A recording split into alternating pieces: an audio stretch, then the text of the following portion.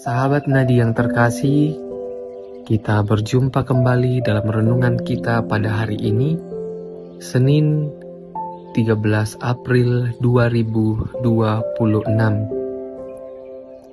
Pada hari ini kita akan merenungkan sabda Tuhan dari Injil Yohanes bab 3 ayat 1 sampai 8. Kita mendengar kisah tentang Nikodemus, seorang pemimpin agama Yahudi yang datang kepada Yesus pada malam hari. Ia mengakui bahwa Yesus datang dari Allah karena tanda-tanda yang dilakukannya. Namun, Yesus langsung mengarahkan percakapannya pada hal yang lebih mendalam. Jika seseorang tidak dilahirkan kembali, ia tidak dapat melihat kerajaan Allah. Nikodemus tentu bingung dan bertanya-tanya, bagaimana mungkin seseorang bisa dilahirkan kembali? Yesus lalu menjelaskan bahwa kelahiran itu bukan soal lahir secara fisik, melainkan lahir dari air dan roh. Para sahabat Nadi yang terkasih, Injil hari ini mengajak kita untuk mengalami pembaruan hidup secara rohani.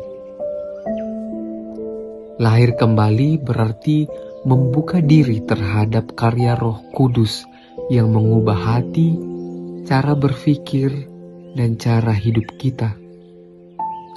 Tidak cukup hanya menjadi orang yang baik secara lahiriah atau menjalankan aturan-aturan agama kita. Tetapi sebaliknya, kita dipanggil untuk juga mengalami perubahan dari dalam. Misalnya, seseorang yang dulunya mudah marah, pelan-pelan belajar untuk mengampuni. Atau yang terbiasa hidup egois, mulai peduli pada sesama. Inilah tanda bahwa Roh bekerja. Dalam masa Paskah ini, kita diingatkan bahwa kebangkitan Kristus bukan hanya peristiwa yang kita rayakan, tetapi juga harus kita alami dalam hidup kita yang diperbaharui dan dipimpin oleh Roh. Para sahabat Nadi yang terkasih, sekarang kita diajak untuk bertanya pada diri sendiri, apakah saya sungguh sudah mengalami kelahiran baru itu, atau saya masih hidup dalam cara lama, mudah menghakimi, sulit mengampuni, atau tertutup terhadap perubahan orang lain? Maka mari kita berani membuka hati pada Roh Kudus dalam hidup sehari-hari, dalam keluarga, komunitas, atau tempat pelayanan kita.